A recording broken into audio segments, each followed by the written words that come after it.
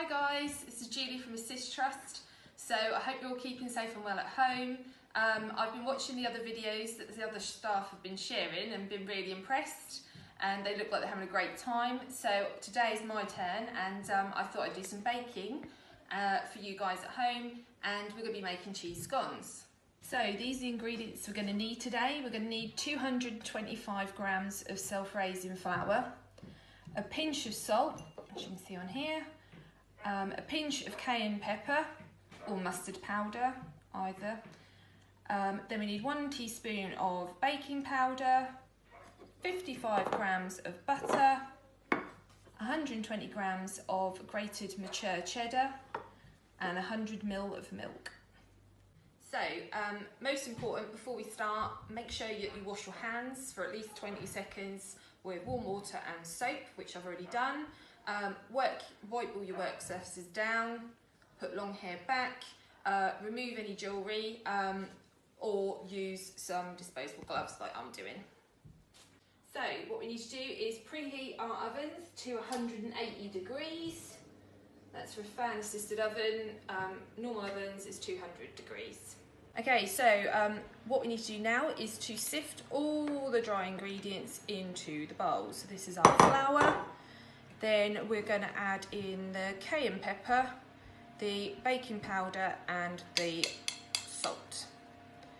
And we'll keep sifting until that's all done. Okay, so the next step, once you've sifted all your flour and dry ingredients together, is to add your butter.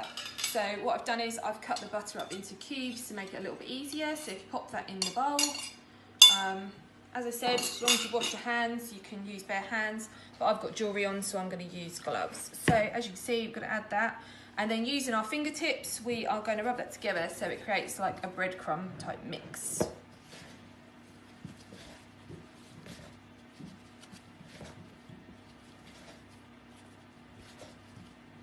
So you should end up with a mix that looks like this. So the butter's all nicely combined with the dry ingredients.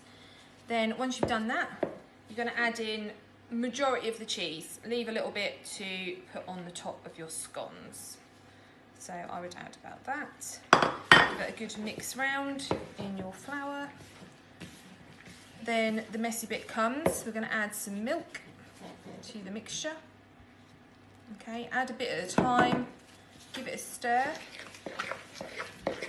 till all the ingredients come together and you can make a ball. Okay, so if your mixture is a little bit dry, add a little bit of extra milk, a little bit at a time, just so you get the right consistency, and eventually you should be able to come out with a ball like this. So next thing is leave some flour on your worktop and also on your rolling pin, okay?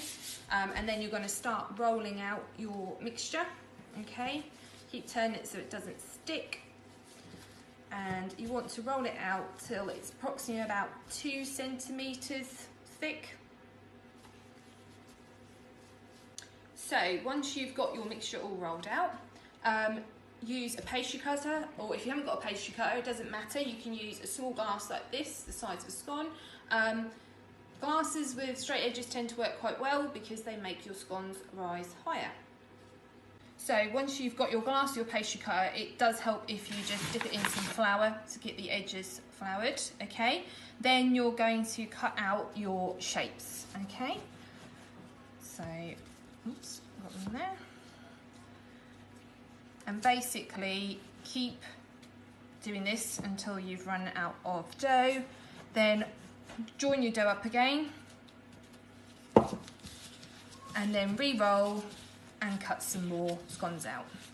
So once you've rolled out all your scones, if you find a baking tray, grease it with some butter or margarine, okay, and then lay your scones so they're a fair distance apart when they rise.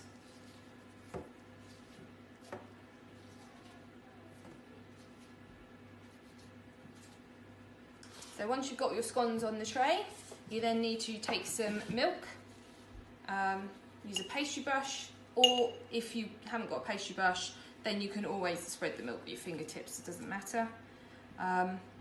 Glaze the top of all your scones, be quite generous with this. And once you've glazed them all, Then you take your leftover cheese and sprinkle a little bit of cheese on top of each scone. So once you've got all your cheese scones on the tray, if you then pop them in the oven, make sure you use an oven glove to do this. And then you're going to leave them in there for about 15 to 20 minutes till they're golden brown and cook through. So after 15 to 20 minutes, and once your scones are nice and golden brown, take them out the oven using the oven glove and just allow to cool. And then hopefully you should have some very nice looking scones. And in true Blue Peter fashion, here's some I made earlier.